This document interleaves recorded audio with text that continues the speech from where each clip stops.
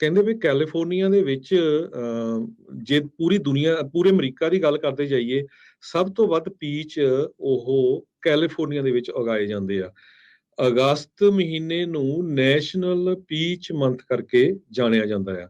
California ਪੂਰੀ ਅਮਰੀਕਾ ਦਾ 75% ਪੀਚ ਨੂੰ ਗਰੋ ਕਰਦਾ ਹੈਗਾ। ਫ੍ਰਿਜ਼ਨੋ ਕਾਉਂਟੀ ਫਾਰਮ ਬਿਊਰੋ ਦੇ CEO ਰਾਇਨ ਜੈਕਬਸਨ ਉਹਨਾਂ ਨੇ ਦੱਸਿਆ ਹੈਗਾ।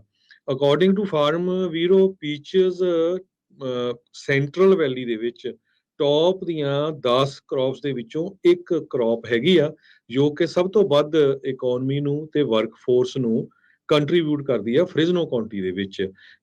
ਚਾਹੇ ਉਹ ਹੁਣ ਕਹਿੰਦੇ ਵੀ ਪੀਚਜ਼ ਹੋਣ, ਚਾਹੇ ਉਹ ਪਲਮ ਹੋਣ, ਨੈਕਟਰੀਨਸ ਹੋਣ, ਨੇਸ਼ਨ ਦੇ ਵਿੱਚ ਪੂਰੇ USA ਦੇ ਵਿੱਚ ਤੁਹਾਡੀਆਂ ਪਲੇਟ ਦੇ ਉੱਤੇ ਜਿਹੜੇ ਪਹੁੰਚਦੇ ਆ ਉਹ ਸਭ ਤੋਂ ਵੱਧ ਕੈਲੀਫੋਰਨੀਆ ਤੇ ਕੈਲੀਫੋਰਨੀਆ ਵਿੱਚੋਂ ਸੈਂਟਰਲ ਵੈਲੀ ਦੇ ਵਿੱਚ ਉਗਾਏ ਜਾਂਦੇ ਆ। ਆਲਦੋ ਜਾਰਜੀਆ ਜਿਹੜੀ ਸਟੇਟ ਆ 10.5 ਮਿਲੀਅਨ ਪਾਪੂਲੇਸ਼ਨ ਵਾਲੀ, ਉਸ ਨੂੰ ਦ ਪੀਚ ਸਟੇਟ ਕਰਕੇ ਜਿਹੜਾ ਉਹ ਜਾਣਿਆ ਜਾਂਦਾ, ਕਿਉਂਕਿ ਉਹਦੀ ਰੈਪੂਟੇਸ਼ਨ ਇਹ ਬਣੀ ਆ ਵੀ ਹਾਈਐਸਟ ਕੁਆਲਿਟੀ ਫਰੂਟ ਉੱਥੇ ਹੁੰਦਾ ਆ।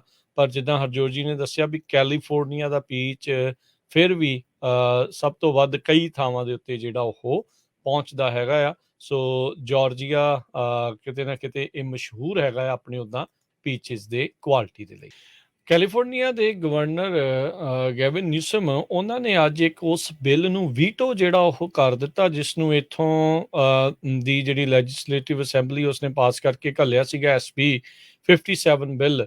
ਇਸ ਬਿੱਲ ਦੇ ਤਹਿਤ ਓਕਲੈਂਡ, ਸੈਨ ਫਰਾਂਸਿਸਕੋ ਤੇ ਹੋਰ ਜਿਹੜੀਆਂ ਸਿਟੀ ਤੇ ਕਾਉਂਟੀ ਆਫ ਲਾਸ ਐਂਜਲਸ, ਇਹਨਾਂ ਨੂੰ ਅਪਰੂਵਲ ਮਿਲਣਾ ਸੀਗਾ ਵੀ ਉਹ ਸੁਪਰਵਾਈਜ਼ ਕੰਜ਼ੰਪਸ਼ਨ ਸਾਈਟਸ, ਯਾਨੀ ਕਿ ਓਵਰਡੋਜ਼ ਦੀਆਂ ਪ੍ਰੀਵੈਂਸ਼ਨ ਕਰਨ ਦੇ ਲਈ ਜਿਨ੍ਹਾਂ ਨੇ ਵੀ ਟੀਕੇ ਲਾਉਣੇ ਆ ਨਸ਼ੇ ਦੇ, ਜਿਹੜੀਆਂ ਉਹ ਸੁਪਰਵਾਈਜ਼ ਸਾਈਟਸ ਜਿਹੜੀਆਂ ਉਹ ਤਿਆਰ ਕਰਨਗੇ। ਪਰ ਗਵਰਨਰ ਨੇ ਇਹ ਕਹਿ ਕੇ ਇਸ ਬਿੱਲ ਨੂੰ ਜਿਹੜਾ ਉਹ ਨਾ ਕਰ ਦਿੱਤਾ। ਕਹਿੰਦੇ ਵੀ ਇਸ ਦੇ ਨਾਲ ਪ੍ਰੋਬਲਮ ਲੱਗਦਾ ਨਹੀਂ ਆ ਵੀ ਪੂਰੀ ਤਰ੍ਹਾਂ ਹੱਲ ਹੋਊਗੀ, ਬਲਕਿ ਇਸ ਦੇ ਕੁਝ ਹੋਰ ਬੇਲੋੜੇ ਸਿੱਟੇ ਵੀ ਜਿਹੜੇ ਉਹ ਨਿਕਲ ਸਕਦੇ ਆ। ਉਹਨਾਂ ਨੇ ਕਿਹਾ ਵੀ ਜੇ ਤਾਂ ਤੁਸੀਂ ਇੱਦਾਂ ਦੀ ਕੋਈ ਚੀਜ਼ ਚਾਹੁੰਦੇ ਆ ਤਾਂ ਇਸ ਆਪਰੇਸ਼ਨਸ ਨੂੰ ਕਰਨ ਦੇ ਲਈ ਲੋਕਲ ਲੀਡਰਸ਼ਿਪ, ਡਾਕੂਮੈਂਟਡ ਤੇ ਵੈਟਡ ਆਪਰੇਸ਼ਨਲ ਤੇ ਸਸਟੇਨੇਬਿਲਿਟੀ ਪਲਾਨ ਜਿਹੜੇ ਉਹ ਚਾਹੀਦੇ ਆ।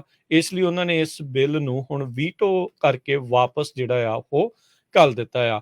ਸੈਨੇਟਰ ਸਕਾਟ ਵੀਨਰ ਜਿਹੜੇ ਕਿ ਆਥਰ ਹੈਗੇ ਆ ਇਸ ਬਿੱਲ ਦੇ, ਉਹਨਾਂ ਨੇ ਕਿਹਾ ਵੀ ਕੈਲੀਫੋਰਨੀਆ ਦੇ ਵਿੱਚ ਓਵਰਡੋਜ਼ ਕ੍ਰਾਈਸਿਸ ਜਿਹੜਾ ਉਹ ਚੱਲ ਰਿਹਾ ਆ ਤੇ ਕਹਿੰਦੇ ਵੀ ਕੋਵਿਡ ਦੇ ਕਰਕੇ ਇਹ ਕ੍ਰਾਈਸਿਸ ਹੋਰ ਵੀ ਮਾੜੀ ਜਿਹੜਾ ਰੂਪ ਆ ਉਹ ਲੈ ਗਿਆ। 2011 ਤੋਂ ਡਰੱਗ ਓਵਰਡੋਜ਼ ਕੈਲੀਫੋਰਨੀਆ ਦੇ ਵਿੱਚ ਐਕਸੀਡੈਂਟਲ ਡੈਥ ਦਾ ਇਸ ਟਾਈਮ ਵੱਡਾ ਕਾਰਨ ਜਿਹੜਾ ਉਹ ਬਣ ਰਿਹਾ ਆ ਅਡਲਟਸ ਦੇ ਲਈ।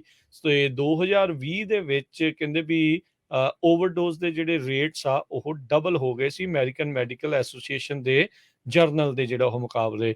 ਪਰ ਇਹ ਜਿਹੜੀਆਂ ਸਾਈਟਸ, ਉਹਨਾਂ ਦਾ ਕਹਿੰਦੇ ਵੀ ਸਾਡਾ ਮਕਸਦ ਸੀਗਾ ਵੀ ਇਹ ਕਰਨ ਦੇ ਲਈ ਵੀ ਹਾਈਜੈਨਿਕ ਸਪੇਸ ਹੋਊਗੀ, ਟ੍ਰੇਨਡ ਸਟਾਫ ਹੋਊਗਾ ਤੇ ਤੁਹਾਨੂੰ ਅਸੀਂ ਨਸ਼ੇ ਦੇ ਟੀਕੇ ਬੇਸਿਕਲੀ ਉੱਥੇ ਲਾਉਣ ਦੇ ਲਈ ਥਾਂ ਦੇਵਾਂਗੇ। ਪਰ ਅੱਜ ਗਵਰਨਰ ਨਿਊਸਮ ਨੇ ਇਸ ਪਲਾਨ ਦੇ ਉੱਤੇ ਲੀਕ ਫੇਰ ਦਿੱਤੀ ਹੈ। ਕਹਿੰਦੇ ਵੀ ਇਦਾਂ ਦਾ ਕੰਮ ਅਜੇ ਹਾਲ ਦੀ ਘੜੀ ਤਾਂ ਅਸੀਂ ਨਹੀਂ ਕਰਨ ਵਾਲੇ। ਕੈਲੀਫੋਰਨੀਆ ਦੇ ਗਵਰਨਰ ਗੈਵਨ ਨਿਊਸਮ ਬਹੁਤ ਲੰਮੇ ਸਮੇਂ ਤੋਂ ਕਹਿ ਰਿਹਾ ਵੀ ਮੈਂ ਇਸ ਚੀਜ਼ ਦਾ ਹਾਮੀ ਹੈਗਾ ਆ, ਪਰ ਰੀਸੈਂਟਲੀ ਪ੍ਰੈਜ਼ੀਡੈਂਟ ਜੋ ਬਾਈਡਨ ਉਹਨਾਂ ਦੀ ਹੈਲਥ ਨੂੰ ਲੈ ਕੇ ਤੇ ਕਮਲਾ ਹੈਰਿਸ ਦੀ ਪੋਪੂਲੈਰਿਟੀ ਬਹੁਤ ਡਾਊਨ ਗਈ ਆ, ਉਹਨੂੰ ਲੈ ਕੇ ਬਹੁਤ ਸਾਰੇ ਲੋਕ ਇਹ ਕਿਆਸ ਰਾਈਆਂ ਲਾ ਰਹੇ ਆ ਵੀ ਗਵਰਨਰ ਗੈਵਨ ਨਿਊਸਮ ਪ੍ਰੈਜ਼ੀਡੈਂਸ਼ੀਅਲ ਕੈਂਡੀਡੇਟ ਹੋਣਗੇ ਸੰਨ 2024 ਦੇ ਵਿੱਚ। ਸੋ ਉਸ ਨੂੰ ਹੀ ਦੇਖਦੇ ਹੋਏ ਕਹਿੰਦੇ ਵੀ ਗਵਰਨਰ ਗੈਵਨ ਨਿਊਸਮ ਨੇ ਇਸ ਦੇ ਉੱਤੇ ਸਾਈਨ ਕਰਨ ਤੋਂ ਨਾ ਕਰ ਦਿੱਤੀ ਆ, ਕਿਉਂਕਿ ਪਿਛਲੇ ਦਿਨਾਂ ਦੇ ਵਿੱਚ ਰਿਪੋਰਟ ਆਈ ਸੀ ਓਪੀਅਡ ਤੇ ਡਰੱਗ ਨੂੰ ਲੈ ਕੇ ਮੌਤਾਂ ਦੀ ਗਿਣਤੀ ਦੇ ਵਿੱਚ ਬਹੁਤ ਜ਼ਿਆਦਾ ਵਾਧਾ ਹੋਇਆ ਹੈ। ਸੋ ਈਵਨ ਸੈਨ ਫਰਾਂਸਿਸਕੋ ਦੀ ਮੇਅਰ ਲੰਡਨ ਬਰੀਡ ਨੇ ਵੀ ਇਹਦਾ ਵਿਰੋਧ ਕੀਤਾ ਹੈਗਾ। Laura Thomas, director of HIV ਤੇ ਹਾਰਮ ਰਿਡਕਸ਼ਨ ਪਾਲਿਸੀ ਜੋ ਸੈਨ ਫਰਾਂਸਿਸਕੋ ਏਡਸ ਫਾਊਂਡੇਸ਼ਨ ਦੇ ਆ, ਉਹਨਾਂ ਨੇ ਵੀ ਇਹ ਕਿਹਾ ਭਈ ਗਵਰਨਰ ਨੂੰ ਇਹ ਸਾਈਨ ਕਰਨੇ ਚਾਹੀਦੇ ਸੀਗੇ। ਤੇ ਇਹ ਇੱਕ ਇਸ ਦੇ ਨਾਲ ਕਰਨ ਦੇ ਨਾਲ ਕਹਿੰਦੇ ਭਈ ਜੋ ਰਿਪਬਲਿਕਨਸ ਆ ਉਹ ਗਵਰਨਰ ਦੀ ਪ੍ਰੇਜ਼ ਕਰ ਰਹੇ ਹੈਗੇ ਆ।